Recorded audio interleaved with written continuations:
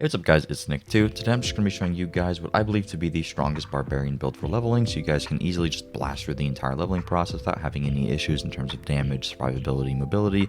This build pretty much is going to have it all, and the best part about it is that you don't need to rely on getting lucky with legendaries or anything.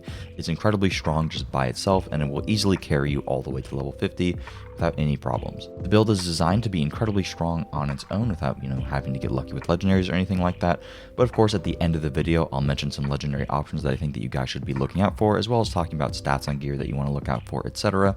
If you guys end up finding the video helpful, a like and a sub would be greatly appreciated. And if you guys have any questions, feel free to just ask them while I'm streaming live over on Twitch at twitch.tv/Nick2. Before I get into the video, I want to give a big thanks to today's sponsor, Manscaped, the global brand for men's grooming and hygiene. Manscaped is used and trusted by over 8 million men worldwide for their fantastic grooming products, and as somebody that's been using their products for years now, I can definitely see why. Their Performance Package 4.0 is the ultimate men's grooming and hygiene bundle, including everything that you need to stay sharp. Lawnmower 4.0 is Manscaped's 4th generation electric waterproof trimmer, featuring advanced skin-safe technology for reducing cuts and protecting those sensitive areas when shaving. It has a super smart cordless charging system with these LED lights on the front to easily see how much juice you have left. You can also just tap the 3 buttons on the front to enable the travel lock feature. Also included in the package is the Weed Whacker 2.0 nose and ear hair trimmer, the Crop Preserver deodorant and Crop Reviver toner spray to keep you smelling fresh, as well as a pair of Manscaped's anti-chafing boxers and the Shed travel bag. Make sure to go to manscaped.com today and get 20% off plus free international shipping and 2 free gifts when you use promo code NICK2, and a huge thanks to Manscaped for sponsoring today's video. Alright, getting into the build, I'm just going to go over point by point with you guys so you guys know exactly how you want to spend your skill points while leveling up, the optimal order in which to do so, or kind of the subjective optimal order, and also just talking about why certain skills are strong versus other ones, why certain passives are synergistic with this build, so you guys have a better understanding of why we are doing certain things. If you want a very easy to follow just infographic of how you want to spend your skill points and the exact order in which you want to do so, I have a link to my website. The Barbarian build isn't currently posted, but you can see the Rogue one here. It would just be like this, and there's also a written version of the guide if you just prefer to view it through that medium. But also having an image to reference of how you want to spend your skill points is going to be super helpful. So feel free to check out the website, link in the description if you're interested in that. But anyways, let's just get into it. First off, starting with the basic skill. Barbarian has a pretty decent option of basic skills. It kind of depends on the build that you're doing. For this build particularly, and I think for any leveling build, you want to go with Lunging Strike. Later on into the game, there's pretty much a good reason to use all of the other things depending upon the build that you're doing. But for leveling, Lunging Strike gives you just unmatched mobility. Being able to literally lunge to enemies that you're attacking is simply just going to massively speed up your gameplay. A lot of the time while leveling, there's enemies that you just don't really care to attack, but they're just in your way. Being able to lunge to them and continuously move on is just going to be really, really good for speeding up the gameplay. But also by the time that you actually get to enemies that you care to kill, because you've been lunging so much, you're going to generate a lot of fury. What's also nice is that Lunging Strike has a very high lucky hit chance, and it does pretty good damage, especially once you get Enhanced Lunging Strike, which is also going to make it do 30% increased damage, and it's going to heal you every time that you damage a healthy enemy, which you're going to be doing constantly. Later on, we're going to get Battle Lunging Strike to make it do 20% increased bleeding damage, which is also just really, really good for overall damage. When it comes to your core skill with Barbarian, I think you really only have 2 options for leveling, and I think that is Hammer the Ancients and Rend.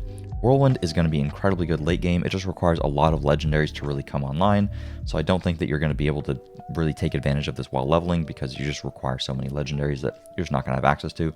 Double Swing mathematically is just pretty weak right now. It does have guaranteed vulnerable application, but only for 1 second, and it's probably just not going to be great for leveling. Upheaval is pretty good. It does pretty good damage, but I simply just think that it's just a little bit worse than the other ones. If you really like Upheaval, I guess feel free to do it. It just has a high fury cost, and the damage isn't nearly as good as it used to be because they drastically nerfed Furious Upheaval. When it comes to Rend versus Hammer the Ancients, I'm going to be going with Rend on this build. However, I think that they are pretty close in terms of how effective they are. Rend, I think, is just going to be more consistent for you, especially when it comes to applying Vulnerable, which we'll talk more about when we get further into the build. If you really like Hammer of the Ancients and you want to go the Hammer of the Ancients route, definitely feel free to do so, and I'll have an infographic link on my website of a Hammer of the Ancients build if you're more interested in that. However, I think Hammer of the Ancients is really reliant on one legendary, and this legendary has to work the way that people think that it does for it to actually be good. I don't want to talk too much about it, but This legendary, you get it in Skosklin, so you get it in Act 2, so you get it fairly early on. Basically what it does is it converts a skill from just like this very small frontal cone to anytime that you do it, it's an earthquake on the ground. This Earthquake on the ground, as the aspect reads, does a percentage of the damage that Hammer of the Ancients otherwise would have done. So effectively, you would be nerfing the damage by 50% to be able to turn it into an AoE skill. However, what people are saying, I have not seen like definitive proof of this via gameplay, so I'm not 100% sure that this works, but apparently what people are saying, Rax particularly has played the full game, so I imagine he probably would have tested this prior to recommending it, but apparently this makes the Earthquake double hits the main target that you're hitting. So if you use a skill, the main target that you're hitting, the Quake is going to hit that guy twice, effectively making this do double the damage. If you put this aspect on a two-handed weapon, so that this 50% number goes up to a 100% number. In that scenario, Hammer of the Ancients is really good because you're just buffing the damage of it, and it is a more quality of life AoE skill. It's not 100% confirmed that it works like this, and you would constantly be wanting to put it on your two-handed weapon, and because you're getting it through an aspect, it's going to be on the minimum roll of 64%, and you want to be upgrading your two-handed weapon while leveling. You'd probably be putting it on like a slashing weapon instead of a bludgeoning weapon, because with Hammer you want to use bludgeoning. Whatever. This is a Rend build. I don't want to talk forever about Hammer of the Ancients. I think that it has its merits, but it is really reliant on that legendary working the way that people think that it works. If it does, it's great, but ultimately I still think that Rend is probably a better option, just because it just does so much damage. For AoE quality of life, it isn't as good. It hits enemies in like a very small cone in front of you, but it's a really low fury cost, and the damage that you get by default is just incredibly high compared to Hammer of the Ancients. It's just really, really high damage. Also, you get a lot of fury back in the form of Furious Rend here. If you hit, multiple enemies with your Rend, you're going to get 20 fury back, and that's really good. But also, Enhanced Rend is going to pretty much indefinitely increase the duration of vulnerable on an enemy. So as long as we just put vulnerable on them one time, in like a boss fight or whatever, we can infinitely have vulnerable up, while Hammer of the Ancients has a really hard time applying vulnerable consistently, and vulnerable is just a massive additional source of damage. At this point, we want to get further down into the tree, so we're just going to spend 1 point to battle Lunging Strike to make Lunging Strike do extra bleeding damage, which is pretty good because Lunging Strike actually does a lot of damage. Further on, once you have more crit, you could go combat Lunging Strike, but it's only 1.5 seconds of berserking. When it comes to our next skill, we're going to go with Rallying Cry. Pretty much every Barbarian build wants to be using Rallying Cry. This gives you 30% movement speed, increases your fury generation by 40%, and for your allies, it makes you unstoppable, so you can't get crowd controlled, so it's really, really good defensively. And when you upgrade it fully, you get 20 fury instantly, and you're going to get 20% extra resource gen on top of the 40% that you already have. So this is just incredibly good. The movement speed is really, really nice, but also, you press this and then you start using your Lunging Strike and you just get to max fury really, really quickly. Just really great as a burst option.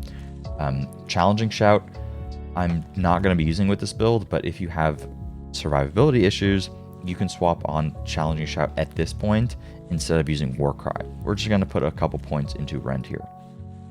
Now that we have the option to get Warcry, I'm going to go for Warcry. This is just going to give us 15% extra damage for 6 seconds, so it's mainly just a DPS cooldown, but it's also going to make us Berserking. Berserking makes us move 25% faster and gives us 15% more damage, so if we time the cooldowns properly with Warcry and Rallying Cry, use Rallying Cry to get the movement speed, generate all that resource, and then by the time that you want to spend all your resource, you pop your Warcry, you get the Berserking again for more damage, and you have the movement speed through the Berserking, and you have extra damage with Warcry anyways. You also could use Power Warcry to make it give you 10% extra damage if at least 6 enemies are nearby. You'd also go with Mighty Warcry for some survivability, but I think that it's a little bit weak. At this point, you'd probably want to put a point into Leap if you're feeling particularly slow. Leap is just going to be our main mobility skill with this build. It has a 17-second cooldown, and it ends up synergizing pretty well with Battle Fervor, which we'll talk more about later for just higher berserking uptime. Feel free to slap it on right now if you want. Personally, I'm just going to upgrade my Rend just to have it do maximum damage. Then I'll put the point into Leap. Now we have access to Hamstring and Rupture. Hamstring is incredibly good because anytime that we are going to bleed an enemy, we are going to apply slow to them. This means that anytime that we use Rend on any non-boss enemy, we're going to be applying slow that we can take advantage of damage versus crowd controlled and damage versus slowed multipliers on our gear, which is just going to make us do a lot of extra damage. And then we're going to go into Rupture and Enhanced Rupture. Rupture is particularly good because we are doing a lot of bleeding damage to enemies, and anytime that we use it, it's going to instantly make them take all of the bleeding damage that we were doing to them instantaneously. This is just going to speed up the gameplay a lot. Enhanced Rupture seems like it could be okay for, having a little bit of AoE application via our Rend, but the main reason that we're taking this is because it is a weapon mastery skill that just synergizes with the build.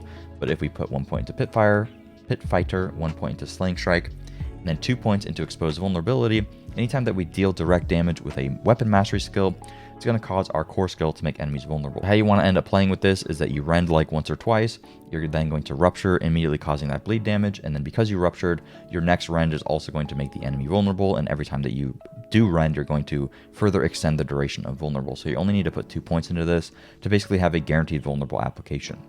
If you didn't want to do Rupture and you really like using Steel Grasp is also a pretty decent form of vulnerable application.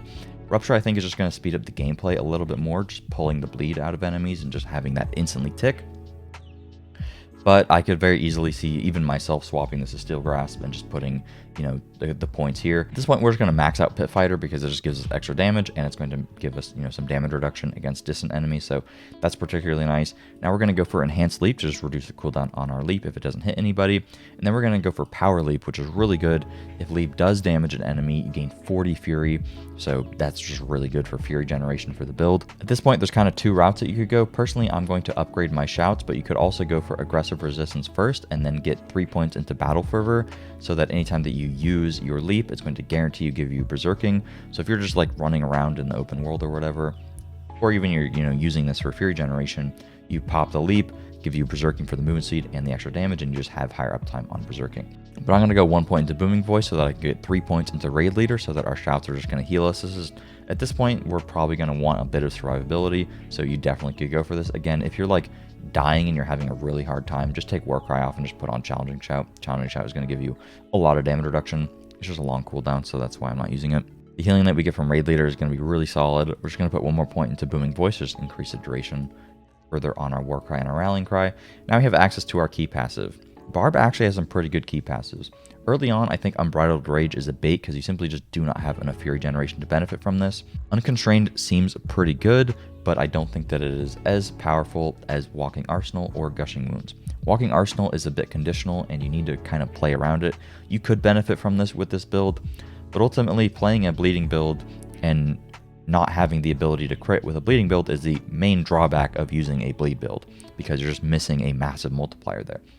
By the time you're level 35, you'll probably have enough critical strike chance and critical strike damage to where giving your bleed the ability to crit is just simply more damage than Walking Arsenal could ever give you or Unconstrained could ever give you. It's possible that, maybe you don't have enough crit chance and crit damage on your gear, so maybe you hit that break point at like level 41 where this starts overtaking it.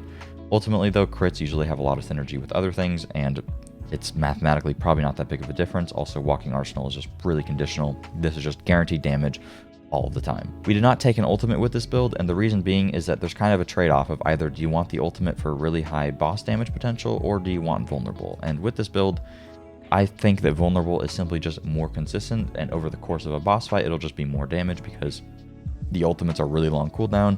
If you're fighting a boss for multiple minutes, you'd way rather have that vulnerable up all the time.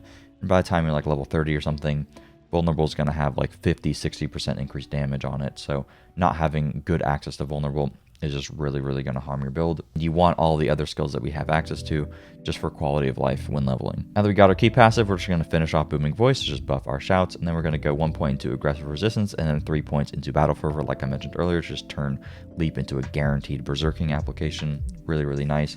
And we're also getting the extra Fury here, so that's awesome. After Battle Fervor, we're going to put 3 points into Cut to the Bone. You could do Cut to the Bone first if you need more single target damage. Battle Fervor is more just like for the mobility and AoE damage.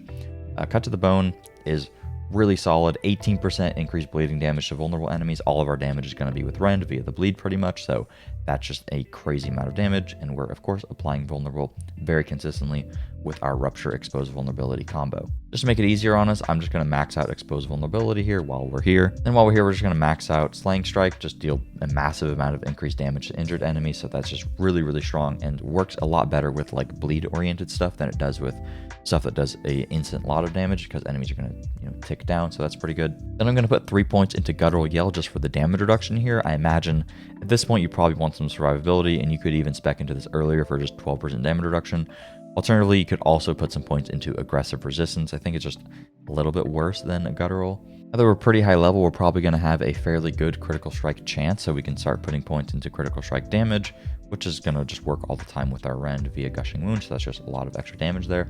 Then we can put 3 points into No Mercy. This only works against, crowd-controlled enemies, so it's going to be working all the time because we are applying slow to enemies via Hamstring here. 9% increased crit damage or crit chance in AoE, just particularly good for just, doing more damage. And we're going to go 3 points into Prolific Fury, just increase our Fury generation while we have Berserking up. Alternatively, if you feel like your Fury generation is fine, you could put the points into Aggressive Resistance first, or even go into Swiftness and just ignore this entirely. Because Swiftness, having movement speed is really nice. I couldn't really fit it in the build. If I could, I probably would have went for it. You could very easily just early on in the build sacrifice some survivability options and go for Swiftness earlier. You only have 1 point left. I'm just going to put 1 point into Swiftness because 4% movement speed. You could also do Aggressive Resistance because we're going to have decent uptime on Berserking, so that's pretty decent there. To the gear, let's first talk about which weapon you actually want to be using. So Rend requires you to use a slashing weapon, so our options are two-handed axe and two-handed sword.